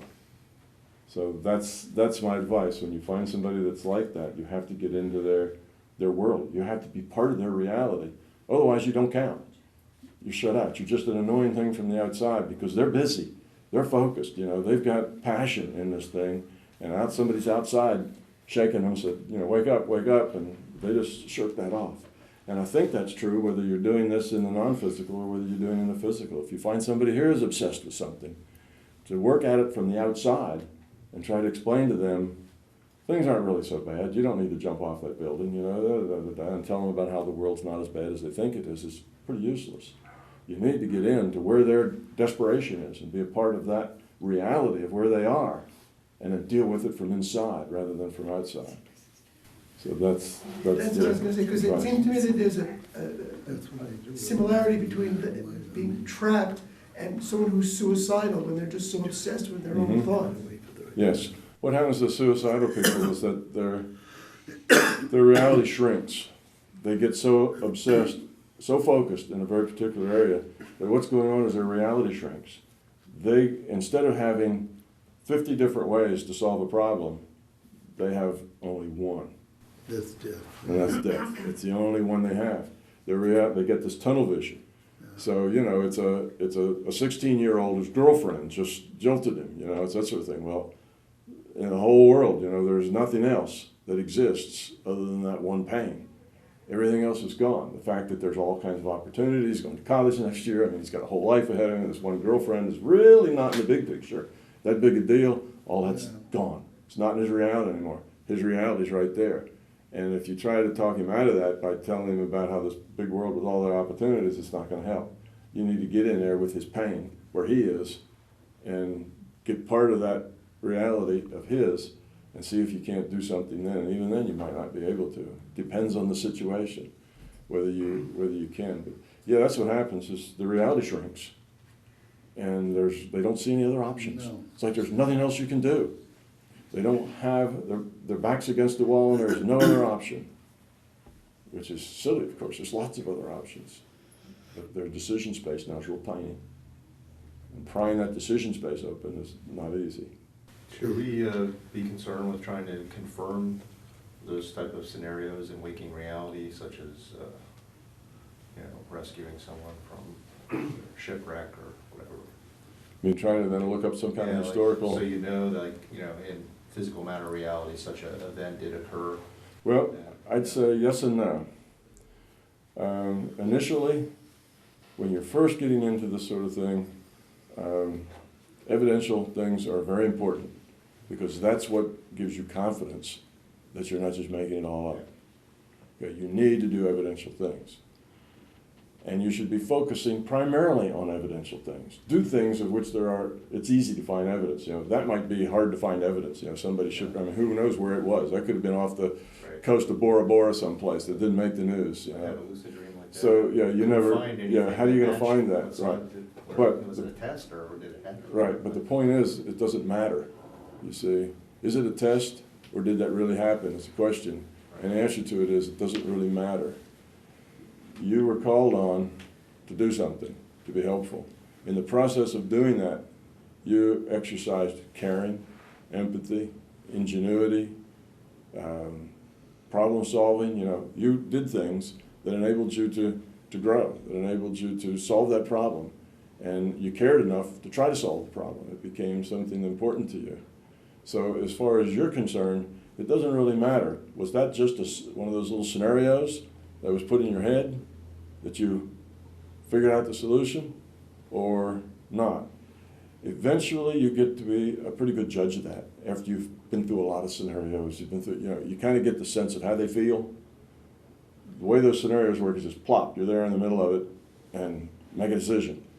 This wasn't like that. This was we have an issue we need you to help us with. But could that have been some other kind of a scenario? Sure, it could have been. And how do you know? Well, you don't, because it's all just data. And you don't really know the source of the data. The data and the source of the data are two different things entirely. And all you get is the data. You never get the source of the data. So you don't ever really know. But you can make a pretty good guess. So there's no objective way to know, I guess is what I'm saying. But you can make a good guess once you get some experience with the way the two different kinds of things work and the feel of them and the way they come and the processes. And in that one, I felt that was a real thing. In other ones, I know for sure these are lessons, these are tests, these are, I'm in a course, training, if you will, as Claudio says. You're in a training course. Here's your problem in your training course. You're sitting in the middle of the room with a toilet and there's all kinds of people walking around. What are you going to do?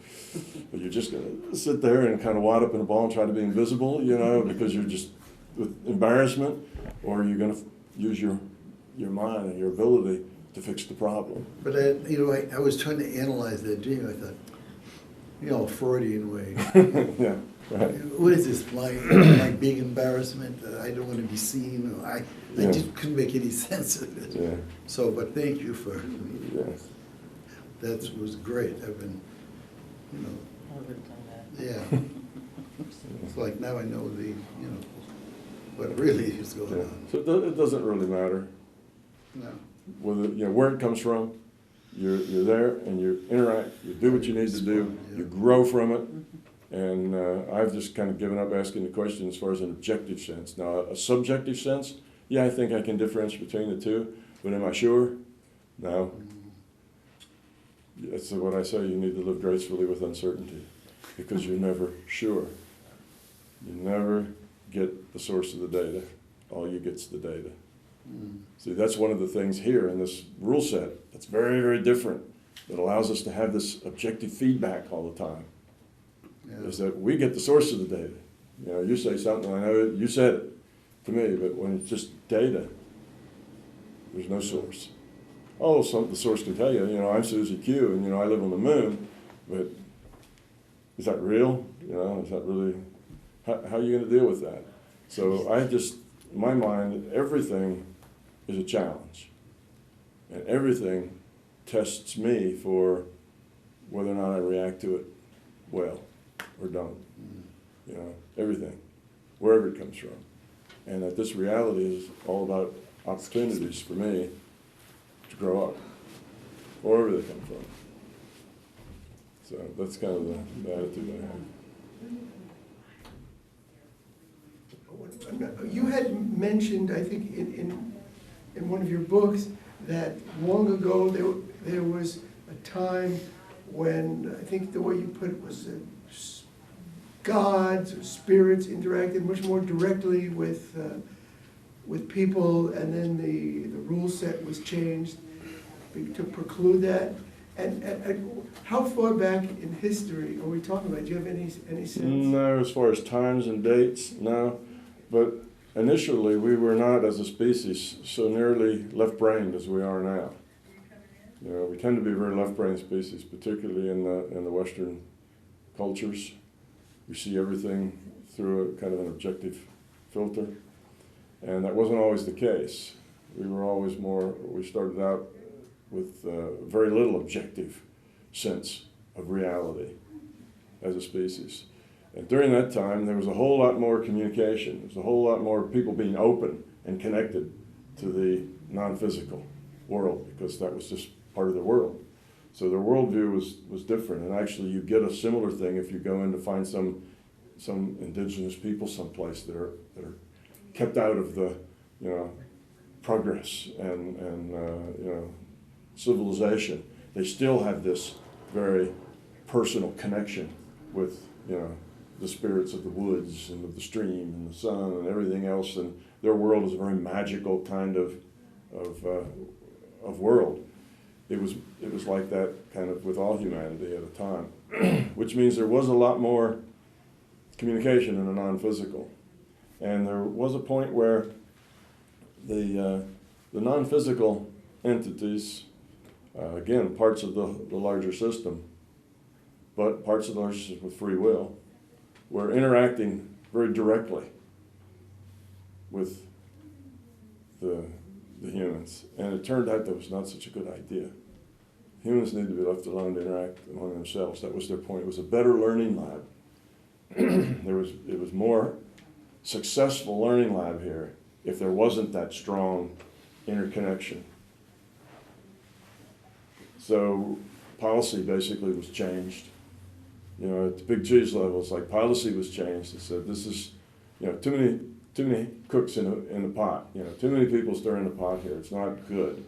So it was basically a separation, and rules were made like there's only limited ways that beings in a non-physical can interact with us. And that kind of isolated us a little more from the non-physical, which was partly the reason that we evolved more toward an objective reality, because that other part of the reality then grew thinner and thinner. And now you have to make some effort to connect with that larger reality through the consciousness. It's not just kind of there and part of your culture. Matter of fact, it's denied by your culture. So it's kind of an uphill struggle. So, that's what I was talking about. It's just policy change. A tweak in the machine, if you will. The simulation has some problems. We ought to fix those because it's not working. There's too much crosstalk going on here. Do you think that might change a little bit? That the view might be that the pendulum has swung too far and needs to be... Yeah, I think it might change. Sure. Let's say that the world's population grows up, moves toward love, becomes their quality of consciousness raises dramatically. Then I suspect policy would change again, because now it's a different place. Those people could benefit perhaps by a lessening of the interaction, because by then they're grown up enough to sort out what's good for them and what isn't. What kind of interaction, rather than leading them to de-evolve. They'd probably be wise enough to leave that alone, because you have both sides. You have those that would help us evolve and those that would help us de-evolve. You have to know enough and be aware enough and have enough ego gone and enough caring built in to where you can make that distinction. Otherwise, we end up as kind of an easily manipulatable puppet representation of the struggles of good and evil going on at another level. You see, and that wasn't good. But if our population grew up to the point that they could deal with all of that themselves, then I suspect that things would change. If that would happen. That's a big if, because like I say, there's always new stuff coming in at the bottom, I see. It's not a closed system. Yeah.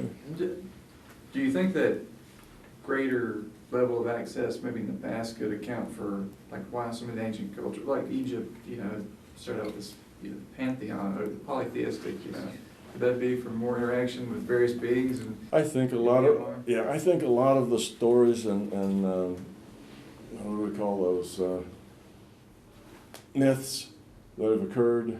If you go back in ancient Greek and other cultures, you'll find lots of interaction with the gods, and I think a lot of that mythology comes from a time when those links were less, there was less prohibition, or not as much of a boundary between them. kind of confirms something I've been thinking before. So I think that's how that mythology, now of course the mythology's been changed and modified over years and dramatized and whatever, but yes, I think that's why you have that kind of thing, and you have all sorts of mythology about fairies and leprechauns and little tree spirits in the woods and all this other stuff, and that stuff is so pervasive out of almost every corner of the planet that there was times when that was more of a reality than it is now. Interesting, yeah. And now we see it as just, it's fairy tale, it's myth, Right. and it's ridiculous. Most people now would see it that way, but I don't know. It makes sense. Actually, when I was a kid, my grandmother talked to me like that really happened. And if I doubted it for a second, I'd get the back of her hand, the toe of her shoe to boot. It was real to her, these fairies and all these, well, she was from Ireland, so. But it was all very real to her, very real. Excuse me, for 1 second, if I might, I was just talking to Donna outside. And, she was mentioning I should probably say how I feel. And may I for just a moment? Please, Thank you. please do. So thank you everyone that helped me with that healing yesterday. I knew I was going to make it in that chair yesterday past 4 o'clock. You knew it too. And I actually was able to go to dinner with you guys. And I'm here today, and I knew I was going to end up spending until they threw me out of the room in bed today because I was desperate. So I want you all to know it helped. I feel wonderful, and thank you. You're welcome. Our pleasure. Thank you. We'll be sending more at you. I'm sorry. We'll be sending more at you. Thank you. And we'll keep it going as well. Yeah, keep Thank after you. it. Thank you. I noticed something. I usually am able to visualize pretty well, and yesterday it seemed like, I don't know if it was just a combination, every time I would try to look at you or Ted, it was almost like it was washed out to me, like just, it's almost like looking at something that's hurting my eyes, kind of brightness. I don't know if I was picking up on maybe everybody's intent that was focused towards you, or if it was just, it could be my imagination, but it seemed like it was harder for me to focus and get a clear picture. But There was a lot of energy in the room that was focused on both of them while it was going on. Yeah. So, I really felt it. and I even tried again earlier while we were sitting here, and it was easier for me. I mean, I could see it more clearly. It seemed like it was, more like my normal situation. Not everybody was, not everybody was focused on it. So, I don't know. Well, thank you, it really worked. Maybe mention something in that respect. I actually listened to your, I think the Toronto workshop a while back, and you kind of went through that exercise, and so I mentioned to some, my wife has a serious degenerative heart condition. She actually had an ICD implanted a number of years ago, and over the last several weeks, well, actually for the last few months, she started to looked like she was going downhill, started to get more fluid, palpitations. So I decided to try your visualization technique, and I tried it for about a month, and I haven't told her that I've done this because I didn't want to influence that, but she went to the doctor on Friday, and he said the palpitations was because she had actually improved, and they have to reduce her medication now. Wow. That's amazing. So I That's think wonderful. that's convinced me, and what you said has convinced me that this really works. Oh, I think it does, absolutely. But you can find that out for yourself, work through the same sort of thing for 100 different people that you can find out the results for, and you will convince yourself that it works. do. I'm curious, is there, or is it even useful to think of doing the same thing in a lucid dream and OBE type of consciousness as opposed to waking? Is there any one that's more effective or right or wrong way? Is there No. better access to? No, they're all changing equivalent. probabilities there, you know what I mean, Yeah. as opposed to within They're all this frame equivalent. of reality. The main difference is that in a dream or in an OBE reality, you can do things that will never occur here. You know, in the dream reality, you can be put in these situations. Like, there was no way in this reality that you'd be sitting on a toilet in the middle of a room with people streaming through. You see, to have that experience isn't going to happen here because you're not going to set yourself up for that kind of experience. You're going to avoid that. You know, if you go into a conference room and there's a toilet sitting right in the middle of it, you're probably not going to use it. You know, you're going to go someplace else where there's a door. But so you don't have those. So the great advantage of the lucid dream, out of body, or just dreaming reality, is that all kinds of things can happen to challenge you very directly and dramatically in a way that won't ever happen here. And the advantage of here is that there's lots of detail and it goes on and on and on. It's not like, pff, and it's over. You know, it's not a short-term thing. The long-term things that you have to keep doing and doing and doing to grow, they all happen here. The relationship things. You don't get into a lot of relationship things there. Usually it's you. You know, it's just you. But here you've got all this relationship stuff that kind of pulls at your ego and expectations and so on for you to outgrow. And so they're just different. There's different kinds of learning is more effective. Some is more effective here, some is more effective there. It just depends on... Over time, the results would... Over time, all the results add together. Yeah, reality is reality. And you're working in a dreaming reality or this reality, it's all the same thing. Neither one of them is more important or more significant or more real than the other. There's just you as consciousness, and you are learning and growing in 2 or 3 different realities all the time. So it's just another place in which to make decisions and grow up. But in the dream reality, you're not likely to be, you know, assaulted with, you know, rogue elephants, you know, galloping towards you, and, you know, people with guns and chased by monsters, and all that can happen someplace else. It wouldn't happen here. So that's the value of it. You get real dramatic things going on there. This is kind of, you know, you just grind your way through it. It's each little detail adds, you know, every little choice that you make. Doesn't get real dramatic here except occasionally. And when it does, we're glad usually that it passes. So based on the questions and the feedback you've gotten in the past 2 days, do you have any comments or any advice that have come to mind? Well, no, not advice. I try to never give advice. I often will try to show an opportunity, but hardly ever give advice. You have to know what's best for somebody to give advice, and you almost never know what's best for anybody else other than yourself. Well, how about comments then? Comments?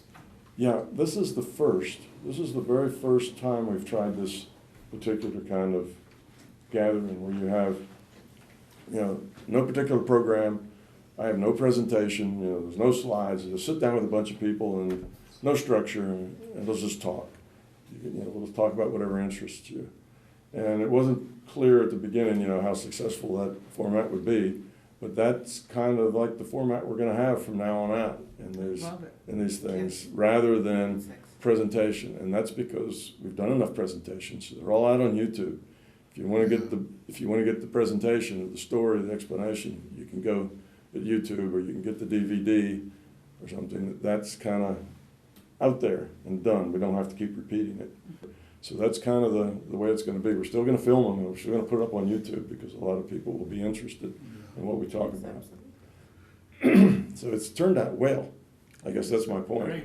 It's a new thing that we're trying, and you know, this is a very special audience. This group all came in smart.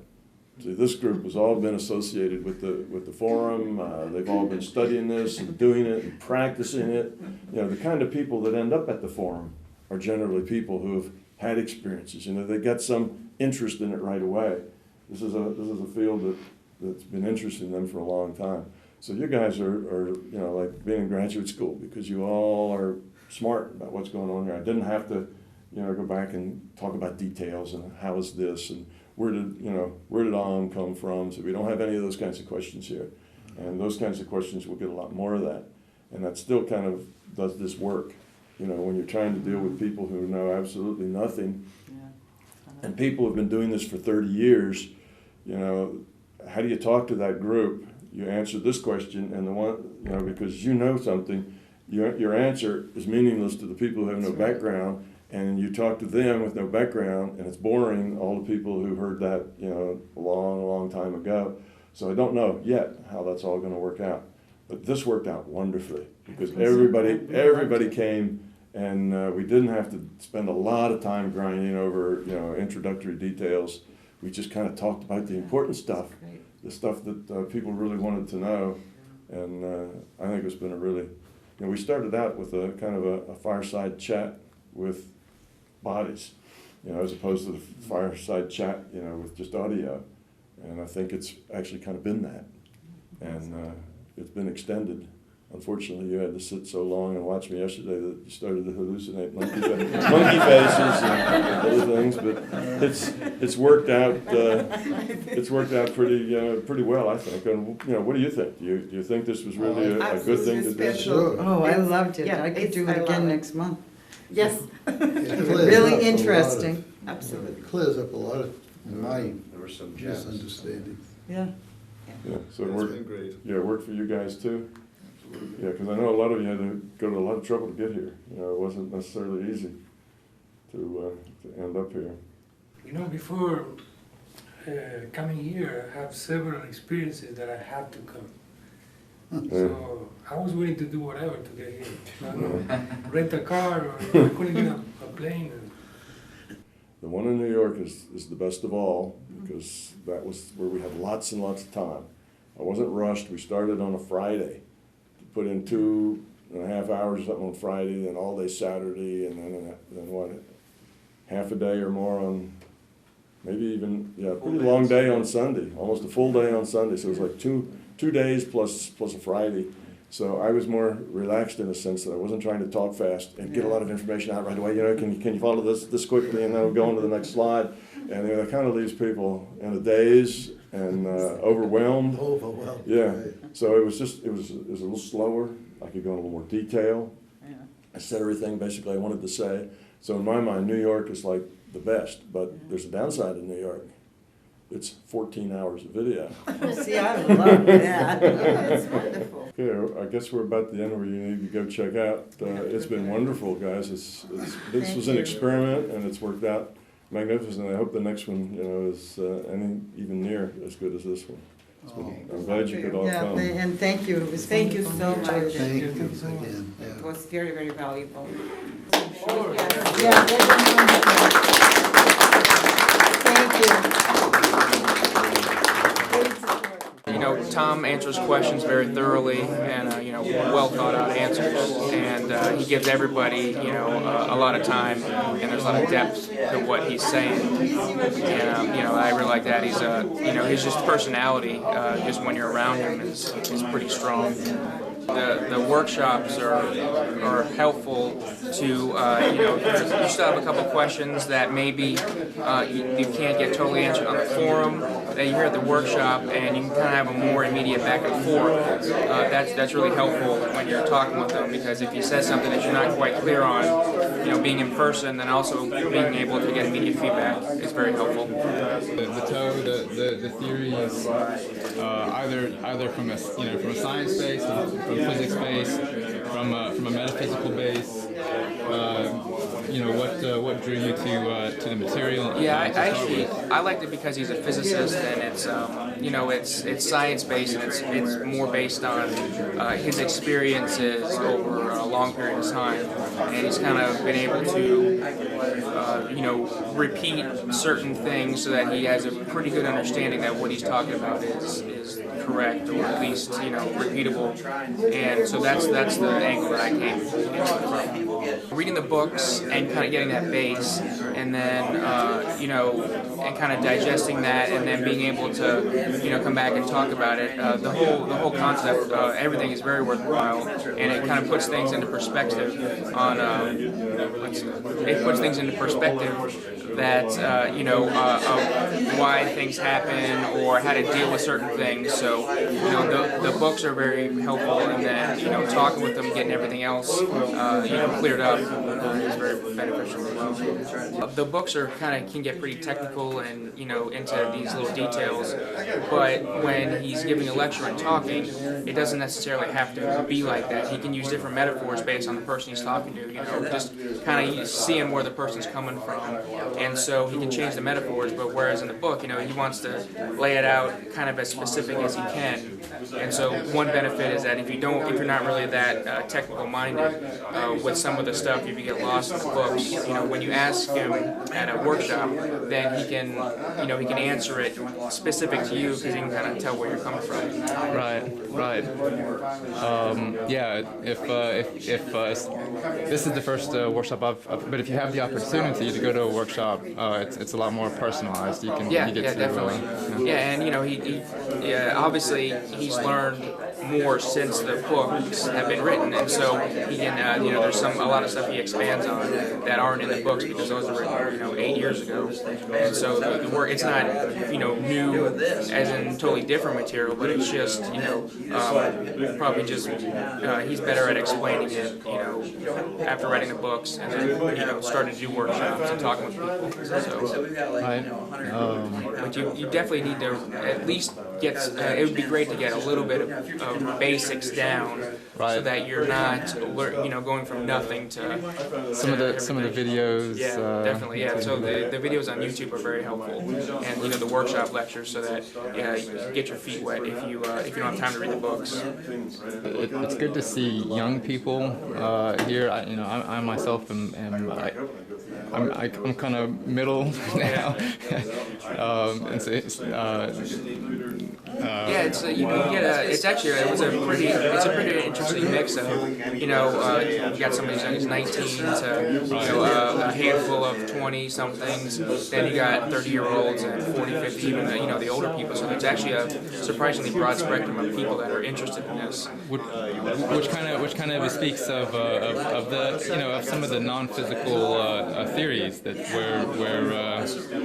it attracts certain things attract different people, and so the younger people are attracted to it via something, and then the older people are something else. But I guess it speaks to all age groups of people.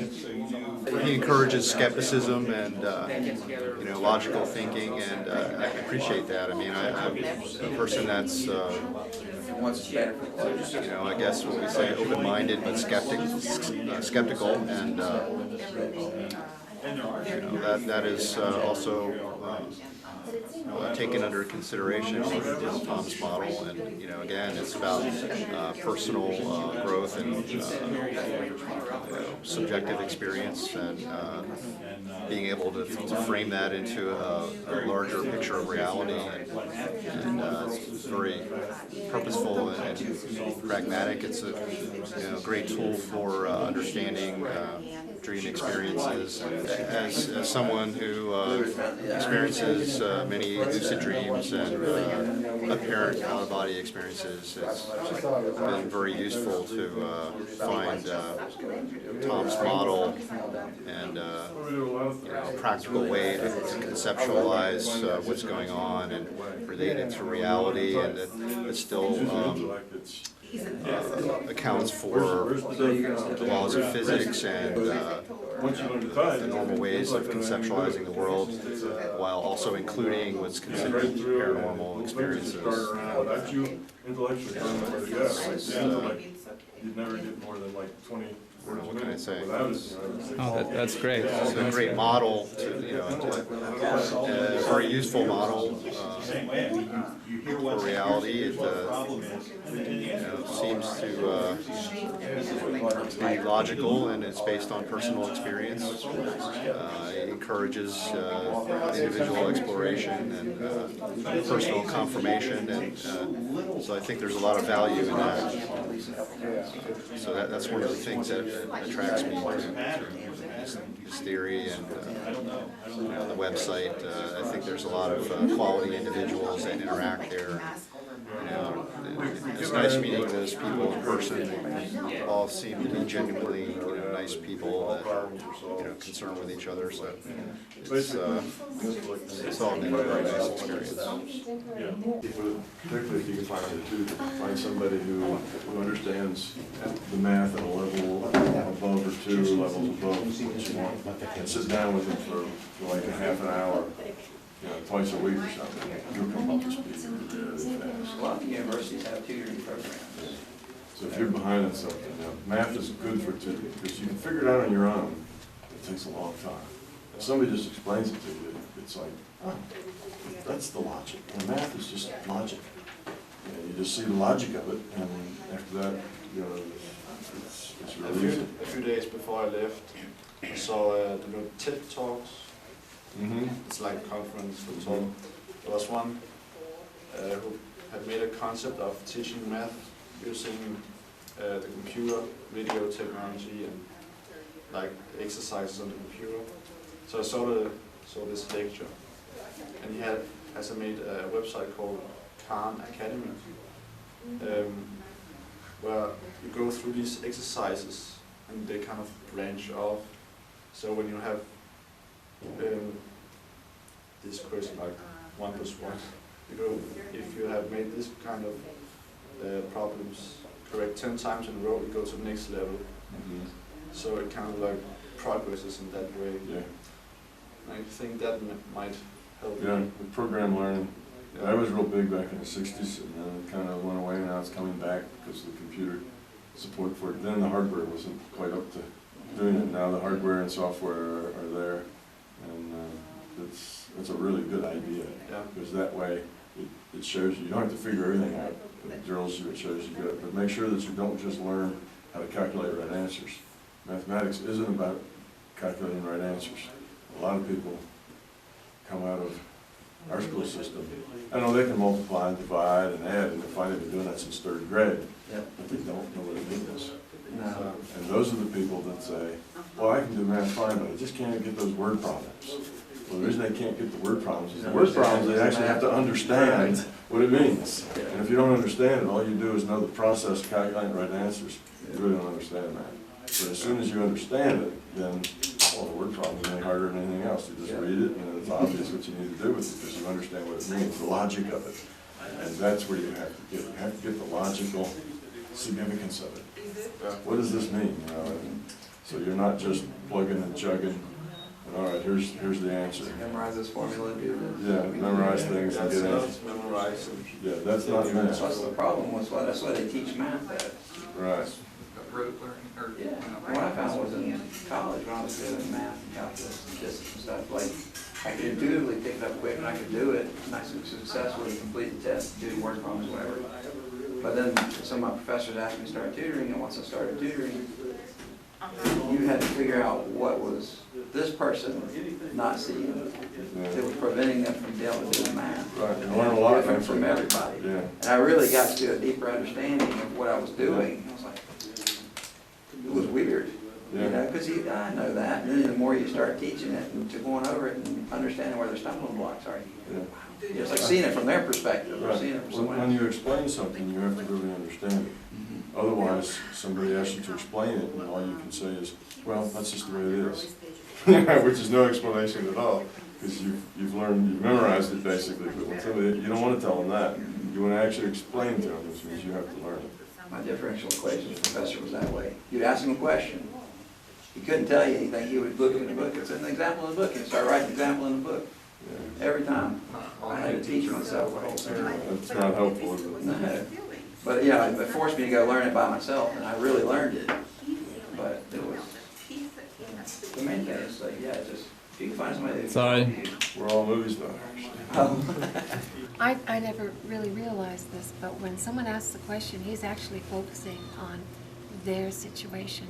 Their intent, And what they're the asking. answer Not just for the them. words, right, Yes. but what are they really asking? So you might hear him vary Yeah. from one question to another. He'll say, well, you did say that. Or here you said this answer to the same question. Mhm. But that's because of who's asking the question. It's like if you look at the life and you're able to understand that life isn't just a lesson, it's not one lesson, but one lesson after another. It's not getting necessarily much more fun, but at least you see a purpose, why it happens to you here, why it happens to you, why did it happen before, and that's what spirituality is to me. But it's just the words, like words, especially English is my second language, so whatever I can say in English, I can say more in Russian. But yeah, it's opportunity to grow, and if you feel it, you start to grow. And it's difficult. It's difficult. A lot of people, they hiding from this. They don't want to acknowledge a lot of things, and that's their choice. There's nothing wrong about that. But when you try to point it out to them, you get a negative response because you touch on their fear, and unless somebody would acknowledge that there is a fear in them personally, nothing can be done. Because this is how it happened to me. I acknowledged, like, I knew that I have fear, but I could not imagine how much. And after that, Tom pointed out to me that, yeah, you are all fear. So, and after that, I started to see more, and I saw that, yes, it's true, it's fear. And just acknowledging that, it started to, I started to work on that, and I was able to get rid of some of that, but it's still just like a big ball of that with me. And but again, it's a personal choice, and there is no the same path for everybody, and you just do the best what you can. And you're not an example for anybody. You're just you're not even an example to yourself. You're just living through this. And if you cannot learn, it comes back to you, and it comes back to you unless you, and it starts to pile up. Problem gets bigger and bigger, and unless you see that, well, it's just it's a different picture. But the core of this picture is exactly the same as it was 5 years ago. But you thought that, oh, I got over this. I'm smart now. Well, you're probably not. Tom gives us opportunities. Opportunities to see ourselves is a great opportunity. Yes. And I think he is absolutely exceptional person. He is just above, probably not the right word to say, but in his, he is not like everybody else. He is bigger, but at the same time, he's so humble that I'm not sure if all of us will be able to reach this level to be as humble as he is. And but he is absolutely like the example that somewhere in a future, in 1,000 years, people may become like him. You know, you came from Denmark. Yeah. That's a long ways. Maybe 3,000 miles. Yeah, it was a 10-hour flight. Can you say your name on the forum? 'Cause I said it wrong apparently. Well, I pronounce it Specialis Sapientia. Sapientia. But, yeah, I don't really know how it is in the real Latin way, but that's how I think it is. And tell people your age, because otherwise they won't believe. I'm 19 years old. It's surprising. It's surprising. I could see it coming. One side. And you've been on the forum for quite a while. So I think she's always had kind of 1.5 years to 2 years, I think, I've been there. Yeah, I think she something with so I might ask, I think I asked this the other night, but how did you find it?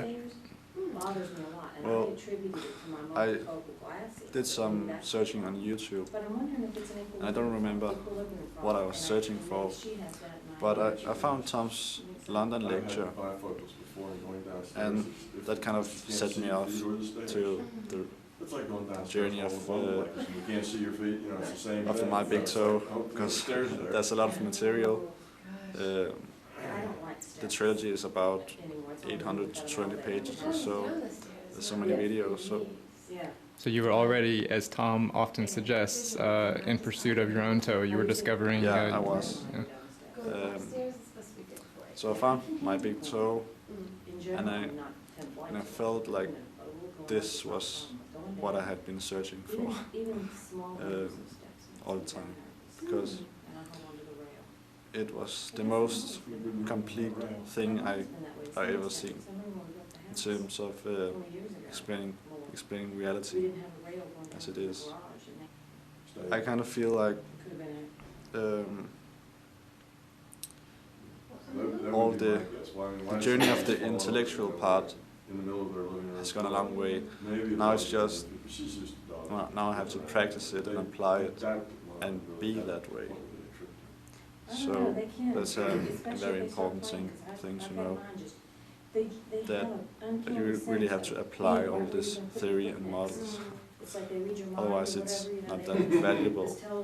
Just accept who you are. Accept. It's the first step, accept.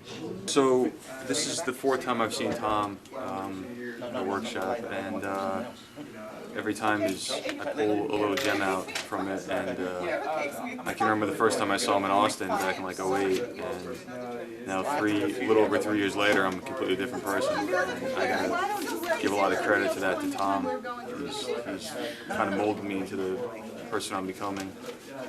And if it wasn't for him and being nudged towards him, as he puts it, I don't know where I'd be. Definitely wouldn't be where I'm at, and where I'm at is a really good place. So I met a really good group of people, and I'm excited to what tomorrow's going to bring.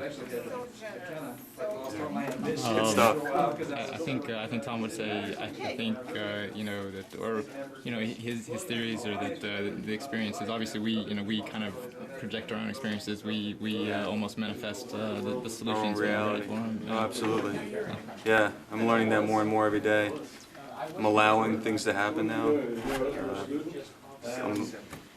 I'm requiring less control. You know, sometimes I feel like my hand's not really at the wheel anymore, and I'm okay with that. You know, things are kind of working itself out better the less control I have, so I'm good with that. So, if I could say a piece of advice to anybody out there, it'd be allow. Just allow. And things will happen. That's good. Yeah. That's good. I've known Tom for a long time, so I have a personal skewed view on the matter, a personal bias. He's absolutely a wonderful human being. I wish that I could communicate the legitimacy that Tom has, because his message is out there, it's fringe, and it's easy for people to think that Tom is theorizing, that he's writing books, that he's theorizing a scientific theory principle. But they won't necessarily believe that he is that himself, that he lives his experiences, that he lives the quality of consciousness that he talks about. But knowing Tom for 20 years, he does. So, what was your day and how was your day? Well, my day was with Thomas Campbell, talking about his theory from my big toe, and it was awesome.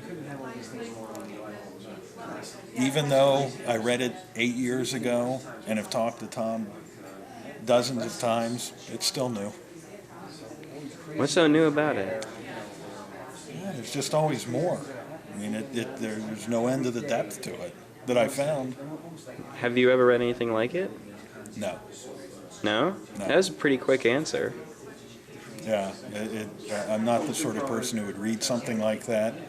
You know, I'm a objectivist and was a materialist, so those things didn't appeal to me, but this did. Oh. Would you recommend it to others? Oh, yeah. Why? It's profound. I mean, I guess it depends. It depends what you want out of life. If you think you're getting out of it all that you can, if you think maybe there's more. You mean more like in the sense of what dreams could be, or? Well, right. What the possibilities are. Is this it? Yeah. If you have any inkling that might be possible, it's something to read.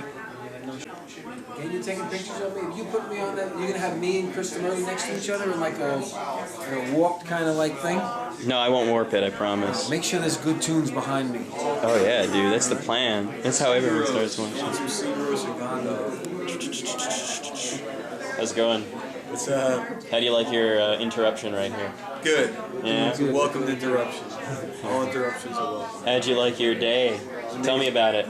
It was good. A lot of questions been answered, and Tom's an amazing guy. Very lucky. Kundalini. How about you, my man?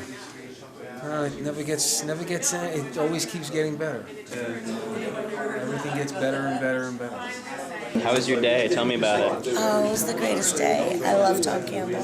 I'm so happy to spend the day with him. Say good night. Good night. Have a safe trip home.